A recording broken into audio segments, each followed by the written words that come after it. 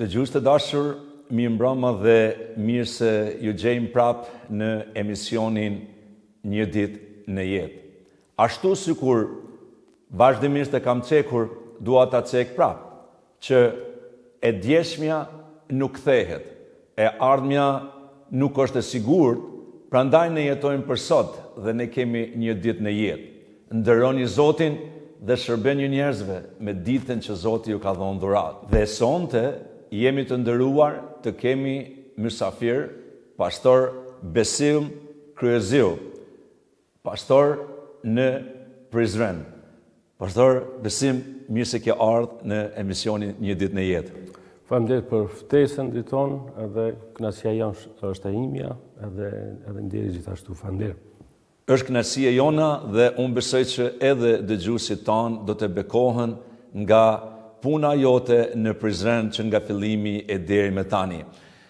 Pastor Besim, je në emisionin Një ditë në jetë. Si mundemi t'ja përcjellim këtë realitet dëgjuesve tanë që ne vërtet e kemi vetëm një ditë në jetë? Po, mirë thej, domethënë është kjo ditë është një thënie kështu filozofike e thellë. Edhe e para do thotë ose pyetja që do të ngrihem me këto është çfarë është kjo ditë? A është me Zotin apo pa Zotin? A është një dhurat që e marrim nga Krijuesi, jetëdhënësi, apo është thjesht një ditë e zakonshme, pa qëllim, pa mirënjohje, pa falënderim.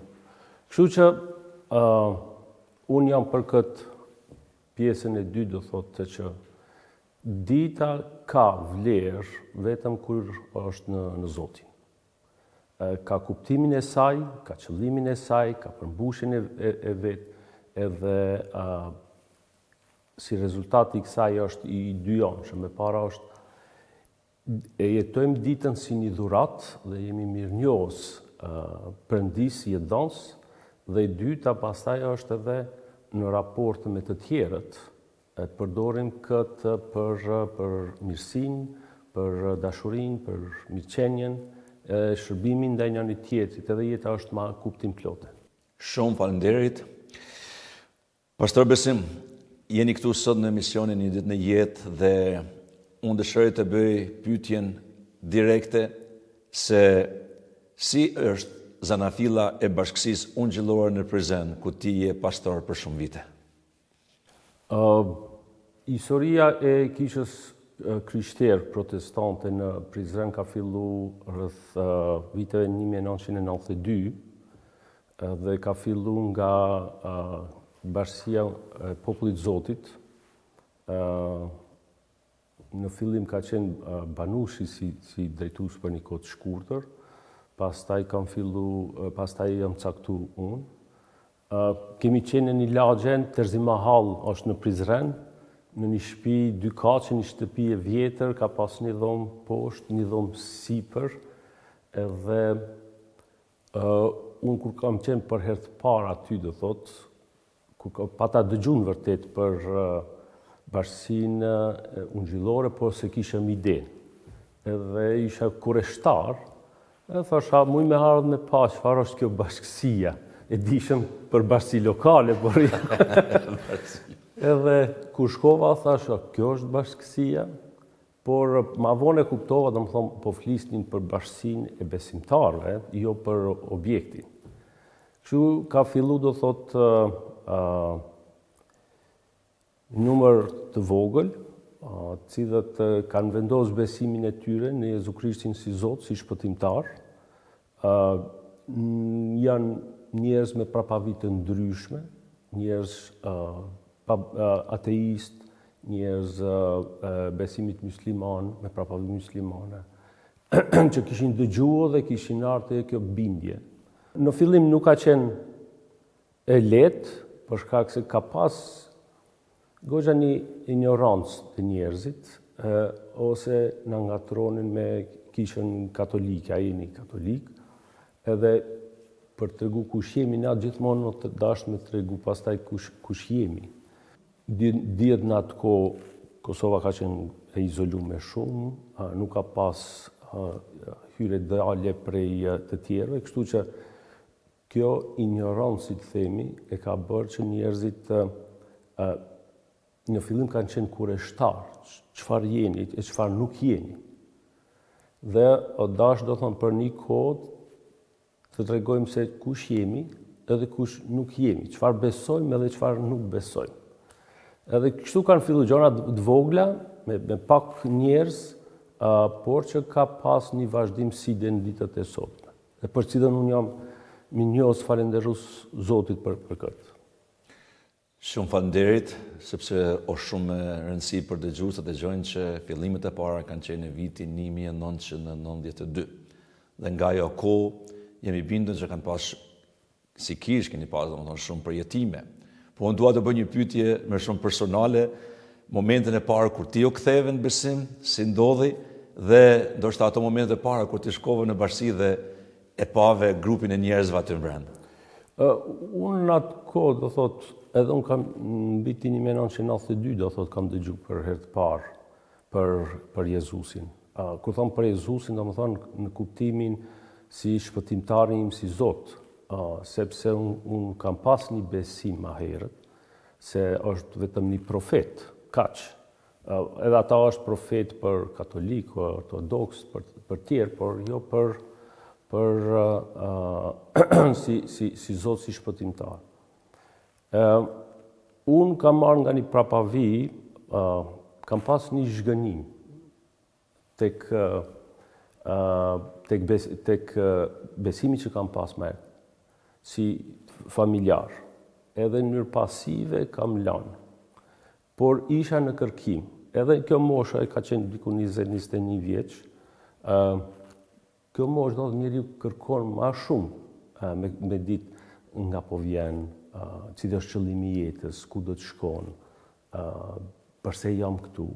Kështu që kjo ka qenë ajo koha kur unë si i ri do thot po kërkoja për këto, por nuk i kam gjetë. E kam ditë që ka një Zot, kam ditë do më thonë që janë disa regula, janë disa obligime që duhet i kry, por jo ma shumë. Dhe në atë kohë për shkak të vështirësive ekonomike, më dashtë me shku me punu në Vjellet Rushit, këtu mes Prizrenit edhe Gjakovës. Edhe dëgjoj, nësha 2-3 veta, duke Vjell Rush po këndonin. Gëzoni ju se Krishti jeton. Nësha e din këtë këngë, pas shkëndu, gëzonu ju se Krishti jeton, dhe lumaj që ati beson. E kënova jo se... Dhe kjo ka ndodhur duke vjelur Rush. Rush. Wow. Edhe e merë vëmendjen teme. E këndova jo se kam zënë të mirë, po për të kujtuar atë moment kështu. Edhe më bëri kureshtar kjo. Edhe isha unë që shkova, edhe thash, me siguri këta janë, sepse i nifja, nuk ishin persona që ishin të lagjës time. Edhe në lagjën time nuk ka të krishterë, nuk ka katolik. Edhe u bëra kureshtar, thash, ose kanë miq, edhe kanë katolik, edhe kanë mësu këtë kanë, ose janë tepër ignorant. Kështu ishte mendimi em, shkova te ta dhe thash, më falë, jam kureshtar, do të thotë, po, ju dëgjova tu këndu, a keni mësu për në një miku, apo si është puna? Edhe tha, jo, ne këndojmë, sepse ne besojmë, se Jezu Krishti është Zot dhe shpëtimtar. Edhe kjo ka qenë, domethënë, ajo, si të them, shok për mu. Si ka mundësi që një profeti i thoni Zot. Shpëtimtar nuk qoj shumë pesh, por ma shumë kjo Zot. Dhe pastaj kemi fillu bised, po thuj çdo ditë. Doja t'i kuptoja. Doja t'i kuptoja, domethënë, çfarë besonin. Edhe një ditë fillum kështu, ku shkoni? Shkojmë bashkësi. Çka është kjo bashkësi? Kush është drejtuesi? Nuk po mira kështu, dhe thash, a muj me ardhë? Po, shkoj aty, ishte ajo shtëpia që thash, e vjetër, a që kjo është bashkësia? Ishte studim Bible, edhe bashkë tema ishte rreth besimit. Ai që beson nuk e fshin në shtratë, por e qet në një vend. Unë besim, kështu që Edhe jam hyrë besim. Edhe fillova më përfshin në diskutim, edhe unë dhash mendimin tim si e kuptoj këtë. Dhe kjo ka zgjat, në vërtet edhe një gjë është me rëndësi, kërkova Biblen. Në atë kohë Biblia nuk ka qenë e botuar komplet, ka qenë vetëm 10 arri. Edhe ata më ofruan kështu me zemërgjërsi, Biblen, 10 e re, Beslien e re, ma mi me thonë, edhe shkova në shtëpi. Në atë kohë kam pi edhe duhan. Edhe pa ta fillu me lexu, edhe 2 gjëra më kujtohen, pa ta harru me pi duhan. Ishte hera e parë që po lexoja Biblën në Shqip. Edhe çështja tjetër është kur nona më thirr, hajde bukë me hongër, thash, pse më ndërprej. Kishte bë aq shumë përshtypje leximi i Biblës, sidomos. Unë kam pas lexuar dhe ma herë, do më thonë, Kuranin, këtu kam pa një dallim. Nuk ishte ajo frika, ju robër, ju musliman, kështu, por ishte një mesazh që kishte si frymëzim dashurinë, por edhe të përballonte. Se tha, të gjithë janë mëkatar, asnjë nuk është i drejtë përpara syve. A jam unë mëkatar? Po. Dhe çështja tjetër është, kur kam pa jetën e Jezusit, shenjat, mrekullitë, fjalët, mesazhet që i ka dhënë, e janë i tek unë ju që jeni të lodhur. Dhe pastaj, unë jam udha, unë jam jeta e përjetshme, unë jam ringjallja. Tash, ose janë këto të vërteta, ose shëdhënja ka thonë diçka, të më thonë, shumë të fuqishme këto. Sepse kush e jep jetën është Zoti. Kush është ringjallja, është Zoti ai që të ringjall. Dhe ti po flisni në veten e parë, unë jam. Dhe kështu kam fillu për një kohë gjatë, do më thonë, 2 gjëra.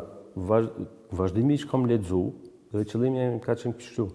Unë do të lexoj, nuk do të paragjykoj, do të me kuptu në mënyrë korrekte drejt çfarë është mesazhi i Biblës. Edhe pastaj të shoh, a me besu apo jo. Pra vim për një prapavije kritike. Unë nuk kam lind me atë bindje mes. Por gjërat me që po mbafaqon të fjala e Zotit kur po lexoja, ishin të vërteta për mua. Që unë e kuptova që jam mëkatar. E kam ditë edhe më herët, por nuk e kam kuptuar që drejtësia e Perëndis dhe dashuria e tij, hiri i tij kanë gjetë rrugën për me më pastru mu dhe me më sjell tek Zoti. Dhe këto e kishte bërë, do thotë, Jezusi që kishte ardhur nga qielli, kishte ardhur, kishte jetu me një qëllim, do thotë, që duke vdekur në kryq dhe duke u ringjallur ditën e tretë, kushdo që beson do të ketë jetë përjetshme. Dhe kjo ka prek aq shumë, në kush jam unë, që as se kum qa kokën, do me thonë, me jetu, do me thonë, me njoft Jezusin. Kam menduar është një profet i huaj, ose është një profet si gjithë profetët tjerë, por se ka ardhur, do thonë, me një mision, do me thonë, që përfshinte edhe jetën teme. Kjo më ka prek, do thotë, aq shumë, edhe kam hap zemrën, edhe çdo ditë, edhe gjatë këtij muaji kemi pas diskutime vazhdueshme me këta 3, por edhe me të tjerët që flisin keq për ata. Edhe unë ishem një lloj ndërmjetësi me tyre, duke sharë keni keq kuptu, ne të sharoj, edhe dikush për ty më tha, më duket edhe të jepet të tyne. Edhe unë atë kohë ende nuk ishëm vendos, por ishëm duke lexu, duke lumtu. Edhe i thoshëm, jo me një farë gjysëm, se zemra me kishte fillu, por beteja ishte këtu. Edhe kuptohet, kur thonë beteja ishte se e dija që do të kishte problem me familjen teme, e dija që do të kisha problem pastaj edhe me rrethin, me opinionin, me kretë kështu. Por nuk munda me hezitu, nuk munda si mund t'i thua është jo, një vepre kaq të jashtëzakonshme të shpëtimtarit tim dhe të botës, që erdhi nga qielli, dha jetën e tij, sakrifikoi atëherë kur unë kam qenë ndoshta me mendime dhe armik i tij edhe me veprime. Dhe kjo do thotë ka bërë që unë ta hap zemrën, ta ftoj Jezusin, kam pranu do më thotë se ai ka vdek edhe për mëkatet e mia, dhe gëzimin që kam pas, sepse në fjalën e tij thotë, kushdo që beson, Perëndia do t'i bëj fëmijët e tij, do t'i adapton si fëmijët e tij. Shiko, kjo është hir, nuk është merit. Dhe gjëja e dytë, do të thotë që kjo më ka ndihmu hiri. Sinqerisht, për herë të parë kam dëgjuar edhe idenë se kum pas për hirin. Më kujtohet të pata marrë fjalorin hir, më dike ajo. Me vjen mirë, pastor Besim, që duke shpjeguar fjalën hir, sepse nuk e na ka folën për një hir që është për mbi prush.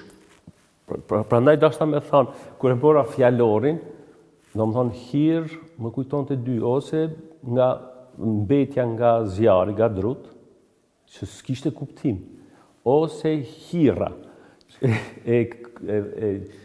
djathit apo, që s'kishte kuptim. Dhe pastaj duke lexu, duke pyetur ata që asi, do më thonë, ajo si e kam kuptu, do më thonë atëherë ishte një favor i pameritu, që vjen nga Perëndia.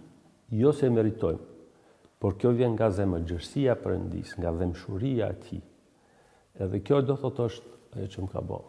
Edhe pastaj jeta eme ka një gjë që harrova të them është, ajo që përmenda në fillim, isham në kërkim. E ndija si kam një zbrasti, edhe po kërkoja përmbushje në jetën. Kur unë kam kuptu veprën e Jezusit, sakrificën e tij, edhe kur e kam hap zemrën, do të thotë për të, pas një kohë kam kuptu se kam atë zbrasti, e kam mbush atë zbrasti. Edhe Krishti është i vërtet, është i gjallë. Shiko, shumë njerëz thonë, po, është i gjallë. E ka marrë Perëndia lart asi. Por nuk ndalen shumë me mendu që është i gjallë. Atëherë sot edhe për gjithmonë. Dhe nuk është vetëm i gjallë dhe diku me një kënd në parajs, nuk e di, por është një Zot i fuqishëm që vazhdon mi tërheq njerëzit dhe vetës. Për ata që dojnë me pas sy, për ata që dojnë me pas zemër, për ata që dojnë me hap, se nuk vjen me dhunë. Është një ftesë e hapur, dyert janë hapur për tek Perëndia. Edhe kështu do thotë unë, nga ajo ditë edhe sot, unë vazhdoj të jem një dishepul i Krishtit, ndjek, do më thonë, edhe ka ndryshu jetën në radikale. Ka pas gjëra që pastaj një ka qitë para syve, i nati që ka qenë një pjesë, mendoj të shumica e shqiptarëve kështu, por edhe të une ka qenë kjo, vështërsia për me falë. Pastaj marrëdhënie që kam pas të prishura. po e kujtoj veç një. Kam pas një shok jemi fjalos, nuk e di tash nuk më kujtohet edhe pse jemi fjalos, nuk kam qenë kështu një nxënës dhe më thonë problemagji. Por më ka qenë si duket çështje xhelozisë. Edhe ai tha, shikoj ja ti ja une. E mor aq për zemër dhe kam jetu me një frikë kështu kur do të më zen me shokët e tij kështu. Edhe ishim në shkollën e lartë, edhe njeva një shtytje për brenda, me dalë ka qendra. Edhe eca, po se kuptoja pse, po për brenda e kuptoja një shtytje, ndije. Erdha atje dhe shikova kështu. Dhe pastaj e pas këtë djalin që e kum pas në shkollë fillore, dhe kur e kam pata, ishte një moment kur e kupton pse Perëndia ka sjell natë. Por pastaj është ajo lufta e miqit. Por ai unë si kum po kur gjati. Po ai kështu, pa kështu. Dhe në atë moment, kum kuptu, do më thonë një gjë. Krishti ka vdek, më ka falë atyre kur unë kam qenë armik i tij. Dhe Perëndia nuk po donte me nënçmu. Por unë e kam pat tash se Perëndia shikon në zemër. Edhe çfarë është duke më bërë jo të lirë, më jetu në lirinë e Krishtit. Dhe një nga këto ishte mosfalja. Dhe kur kam pa ato vetëm i kam thonë, përshëndetje, nuk po e përmendi emrin atij, përshëndetje. Dhe ai mbet si kur duke belbzuar, se priti. Të mbas një jave, nona ime më thot, një shok shumë djali mirë, më ka pa me valigje për treg, edhe më tha, unë jam shok i besimit, amik valigjet ti qojtë e shtëpia. Edhe e kështë e dhanë, thash, si e ka emrin, edhe më tregoj. Edhe ishëm duke busqesh kështu, thash, edhe i tregova rastin nonës. Shikot kur jemi dishepë, ndjekim atë veprën shpenguse të Zotit. Nga një armik e para, unë u çlirova. Unë më nuk e konsiderova si armik. Unë e fala. Dhe nga një armik që prisja me mraf, ajt bashkë me shok, u kthy në një mik. Dhe sot e kësaj dite kur takohemi me respekt, edhe ai kishte treguar besimi kështu më ka folë, s'kemi më kur gjë me ta. Kjo është, mendoj, ajo çfarë ka ndodhur me mua, por unë nuk besoj se jam i veçantë. Unë jam si gjithë njerëzit. Por është kur i themi po Zot, unë jam i gatshëm me ndryshu për brenda. Dhe gjërat që i kam për brenda, përse të jam i vetëdijshëm ose jo, për me më liru. Dhe është shumë dimensionale. Përjeton atë lirin në Krishtin, dhe liria e Krishtit është me dashur, me fal, me dhënë pas të mirës. Dhe i dyta është shiko, pavarësisht nëse është përgjigj ose jo, por në këtë rast ajo përgjigj pozitivisht kësaj dhe krijon marrëdhënie të ndoshta. Dhe kjo është ajo puna shpenguese e Zotit që fillon nga zemra jote dhe pastaj.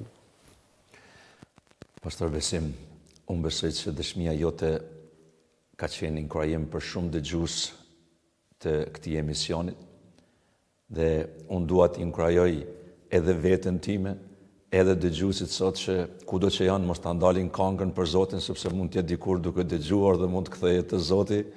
Dëshmoni në institucionet, në vendin e punës ku je. Miqtë të dashur, jeni duke dëgjuar për historinë e bashkësisë në Ungjillore në Prizren. Pastor Besim, sot janë disa bashkësi ungjillore në Prizren. Sa janë dhe si mund t'ju gjejnë njerëzit në Prizren? Po, sot janë 3 kisha lokale, bashkësia e vëllezërve të Prizrenit, është në lagjën Qylhani, ata që e din, në kapin e dytë, është Bashkësia e Perëndis, Bashkia Ungjillore e Perëndis, është tek stacioni autobusave, edhe Bashkia Ungjillore e Beslidjes është afër te Urajon, afër zjarfiksëve. Aty do më thonë takohemi, aty kemi të mbledhurit si kish, edhe disa e din, disa nuk e din, por kemi edhe numrat e telefonit, njerëzit do më thonë nuk e din, do një herë i marrën e, jam filani, kam dëgju, më kanë rekomandu, a muj me taku, kur ka vullnet gjinden që të thënë. Shumë mirë. Do të thotë tani janë disa kisha, disa bashkësi ungjillore në Prizren. Pastor Besim, nga përvoja juaj për gjitha këto vite tani si pastor, a mund të na japësh 3 pika bazë se si ti mund të veproj dhe të qëndroj sikur pastor, sikur një bashkësi? E para, mund të jenë shumë? Po, kështu që 3 gjëra. E para mendoj që po e them këtë vertikalen.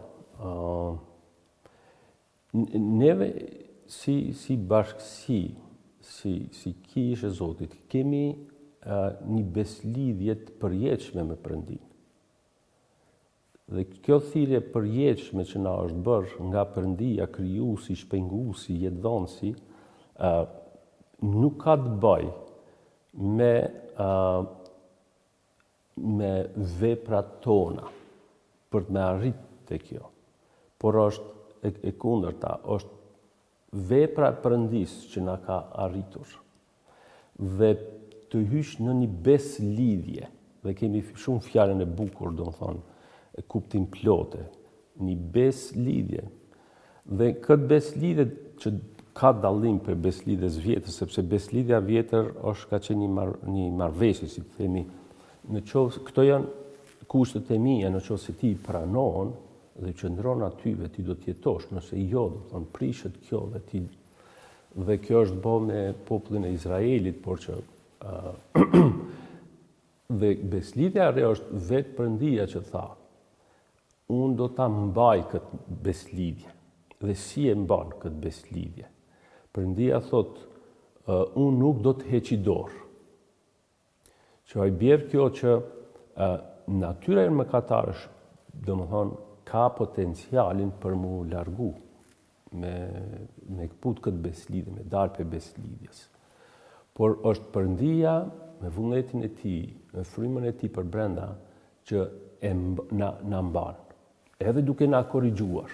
Se kjo është pjesë e dashurisë Perëndis. Perëndia si një atë që korrigjon sepse don. Kështu që vetëm kur mendojnë këto kisha, se ka një beslidhje të përjetshme. Do ta bëj një kish kur e kupton këto dhe tonë të gëzueshme. Edhe me qëllim. Pika e dytë që duhet dalë, do të thonë, është në rrafshin vertikal. Pyetja që kishe që është fillim, çfarë është kjo bashkësia, çfarë, edhe po mendoja për objekte, por asi bashkësia ose kisha është familja e familjes Zotit. Është sikur se ne jemi prindër, edhe dim sa rëndësishëm është familja, edhe çfarë jemi në gjendje me bë. Nga vjen kjo? Unë besoj që vjen nga Perëndia, që ka dizajnu këto, dhe nga një Perëndi që bëri na solli në këtë jetë, na krijoi, na shpengoi. Dhe tani si familje e tij, ne du të mësojmë të jetojmë si familja e tij. Që do të thotë ne kemi ndaj njëri tjetrit, ne kemi përgjegjësi, ne duhet nxitur, ne duhet shërbym njëri tjetrit, ne duhet dashur mbi gjitha. Edhe kjo vjen si rezultat edhe të kupturit drejt të Perëndisë dhe të planit tij të përjetshëm. Edhe kur them planit tij të përjetshëm, Perëndia i shikon si familje, kombet, edhe do në ti sjell, ti bashkoj, por njerëzit nuk e kanë kuptu këta. Nuk e kanë kuptu këtë plan të Perëndis. Edhe nuk e kuptojnë që është i mirë edhe dëshiron të transformoj jetët e tyre. Të jep jetën e përjetshme. Jo t'ja u bë jetën e vështirë, jo t'i ndjek me thupër, por dëshiron t'i bëj fëmijë të tij. Por kuptohet kjo është me besim, kur ti i hap, nuk është me dhunë. Kështu që kjo çështja e dytë, do thonë është, Kisha duhet kuptoj se ne kemi përgjegjësi ndaj njëri tjetrit. Dhe kur kemi përgjegjësi, kemi edhe detyra, duhet të ketë marrëdhënie përplotësuese, ndërbreznore. Krishti është koka, ne jemi prania fizike. Ai edhe kur u lut te Gjoni 17, tha që ti je një, nuk po lutem që ti marrësh nga bota, por tani që të jenë një, sikur se jam unë edhe ti një, edhe ata të jenë një. Dhe është porosia e madhe. Shkoni dhe bëni dishepuj. Shikoj, kjo është mesazhi i Krishtit. Jo një fe tjetër, jo, por dishepull. Du të shpjegoj vetëm fjala dishepull ka dy kuptime. Të ndjekësh një person, në këtë rast të ndjekësh Jezu Krishtin, si Zot, si shpëtimtar. Dhe dy është të ndjekësh mësimin e tij. Edhe porosia e madhe kur thotë shkoni dhe bëni dishepuj në mbar botën, i pagëzoni, hapi dytë, ata që besojnë, i pagëzoni në emër Tatit, Birit dhe Frymës së Shenjtë, dhe pastaj thotë dhe mësoni të zbatojnë gjithçka që ju kam urdhëruar. A jemi vetën? Jo. Ai tha, dhe ja, unë jam me ju deri në mbarim të epokës. Ky është ai mandati që është dhënë kishës. Dhe kisha duhet, thash e para, duke jetuar këtë beslidhje me Perëndin, këtë marrëdhënie të gjallë me Perëndin, duke qenë përgjegjës ndaj njëri tjetrit, si familja e Perëndis, ne du të shërbejmë botës për me sjell këtë pajtimin e madh universal me përmasat të përjetësisë, që dëgjohet ky lajm i mirë. Kretë kjo, do të thonë, përmbledhet është një lajm i mirë. Dhe lajmi i mirë përndje e ka bë. Dhe është sikur kur të thret në dasë. E jani. Dhe kjo është kisha që nuk duhet të harroj, do të thonë, porosinë e madhe për të bërë dishepuj. Kudo që shkon. Shumë faleminderit, pastor Besim. Janë 3 gjëra që unë besoj që të gjithë dëgjuesit, sidomos ata që janë në drejtim të një kishe dhe ata që janë pjesë të një kishe, do ta kuptojnë rëndësinë asaj çfarë ti tha në këto 3 pika: ruaj marrëdhënien tonë vertikalisht me Perëndin, forcohom brenda me njëri tjetrin si kishë dhe puna është për jashta për të dëshmuar dhe për të evangjelizuar. Pastor Besim, cili do të ishte mesazhi yt përfund për gjithë pastorët dhe drejtues në kishën që sot në këto kohë janë duke shërbyer? Po, duke qenë, do më thonë se edhe unë jam duke shërbyer kështu për 3 dekada tash. Nuk them se, por dëshiroj që të përmend ata çfarë Pali ju tha kishës Korintit në fund të letrës së parë. Te letra e parë dhe dytë e Korintazëve do thotë Pali bën një diskutim të gjerë. Unë e quaj këto si një diskutim, një teologji në kulturë ka bërë me kishën. Dhe te letra në fund të letrës së parë, ai thotë, ju drejtohet kështu, thotë, kështu o vëllezër të dashur, qëndroni të fortë edhe të paluhatshëm dhe përparoni përherë në veprën e Zotit. Përparoni përherë në veprën e Zotit. Duke ditur se mundi juaj nuk do të shkon dë. Kemi shumë gjëra që ne nuk i dim, nuk i kuptojmë. se çfarë është duke bërë Zoti me punën tonë. Edhe ndonjëherë them, sidomos kur ka një kohë ku nuk i sheh frytet ndonjëherë. Nuk ka që njerëz përgjigjen ose besimtar të ri që ndonjëherë hezitojnë me besu Zotit plotësisht. Është ndonjëherë kjo duke ndonjëherë zgënjyse, po çfarë po bëj unë? Por fjala e Zotit na siguron. Vepra juaj për Zotin nuk do të shkojë dëm. Kështu që mendoj se kjo do të jetë ajo që ky mesazh që Pali ju ka dhënë atëherë është mendoj aktual edhe për sot. Pastor Besim, ishte kënaqësi dhe bekim të kemi në mesin tonë dhe jam i bindur që dëshmia jote dhe mesazhi yt i ka folur audiencës që kanë qenë duke na dëgjuar. Edhe një herë shumë faleminderit. Po shpresojmë, kjo është edhe lutja ime, do thotë që të jemi inkurajim për njëri tjetrit, kemi nevojë. Edhe kjo është e ndërsjell, kuptohet. Faleminderit edhe një herë për ftesën. Nuk e dija unë e të pas si e vesh e kum sjell këto apo ti bu. Ja, këto gjëra që ndodhin. Faleminderit edhe një herë, ishte kënaqësi të keshim në mesin tonë. Të dashur dëgjues, pra dëgjuat dëshmin, inkurajimin dhe fjalët nga fjala e Perëndis të ndara me ne sonte, nga pastor Besimi, pastor që shërben në Prizren. Dhe unë dua t'ju la me një varg sonte. Te Filipianët 1:6 thot, duke qenë i bindur për këtë, se ai që nisi një punë të mirë në ju, do ta përfundoj deri në ditën e Jezus Krishtit. Paqja dhe gëzimi i Zotit qofshin me ju kudo që jeni, mirë takofshim në javën tjetër. Zoti ju bekoft.